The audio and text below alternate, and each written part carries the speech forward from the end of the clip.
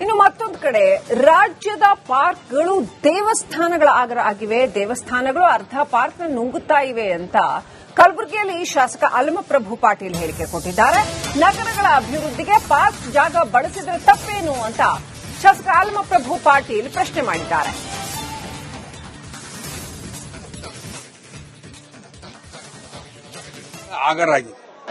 ನೋಡಿ, ಇದ್ದು ವಾಸ್ತುಸ್ಥಿತಿ ground reality ಮಾತನಾಡ್ತಕ್ಕಂಥದ್ದು. ಎಲ್ಲೆಲ್ಲಿ ಪಾರ್ಕ್ ಅವ ಅಲ್ಲಿ ದೇವಸ್ಥಾನಗಳ ಆಗರಾಗಿದೆ.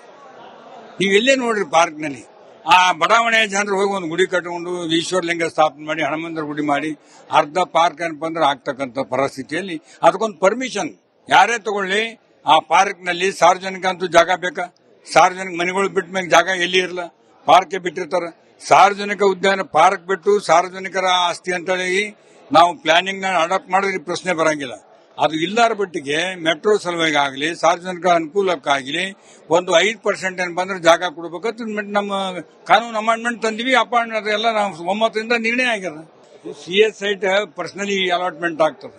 ಸಿಎಸ್ ಸೈಟ್ ಒಬ್ಬ ಸಂಸ್ಥೆಗೆ ಒಬ್ಬ ಮನುಷ್ಯನಿಗೆ ಅಲಾಟ್ಮೆಂಟ್ ಇರ್ತದೆ. ಅವರು ಪಾರ್ಕ್ ಬಿಟ್ಟು ಸಿಎಸ್ ಸೈಟ್ ಅಲಾಟ್ಮೆಂಟ್ ಆಗಿರ್ತಾವ.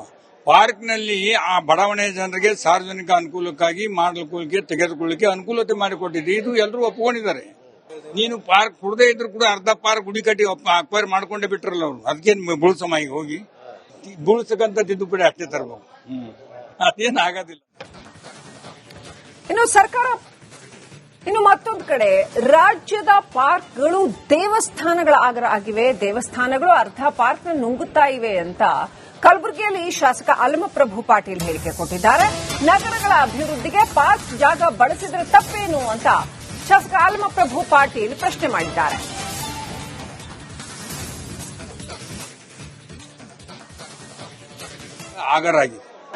ನೋಡಿ, ಇದ್ದು ವಾಸ್ತುಸ್ಥಿತಿ ಗ್ರೌಂಡ್ ರಿಯಾಲಿಟಿ ಮಾತನಾಡ್ತಕ್ಕಂಥದ್ದು. ಎಲ್ಲೆಲ್ಲಿ ಪಾರ್ಕ್ ಅವ ಅಲ್ಲಿ ದೇವಸ್ಥಾನಗಳ ಆಗರಾಗಿದೆ.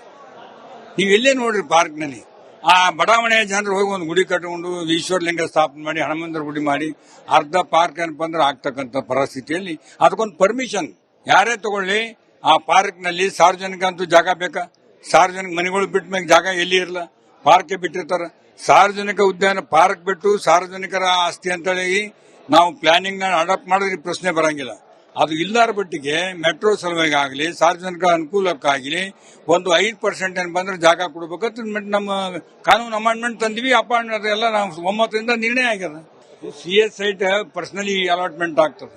ಸಿಎಸ್ ಸೈಟ್ ಒಬ್ಬ ಸಂಸ್ಥೆಗೆ ಒಬ್ಬ ಮನುಷ್ಯನಿಗೆ ಅಲಾಟ್ಮೆಂಟ್ ಇರ್ತದೆ. ಅವರು ಪಾರ್ಕ್ ಬಿಟ್ಟು ಸಿಎಸ್ ಸೈಟ್ ಅಲಾಟ್ಮೆಂಟ್ ಆಗಿರ್ತಾವ.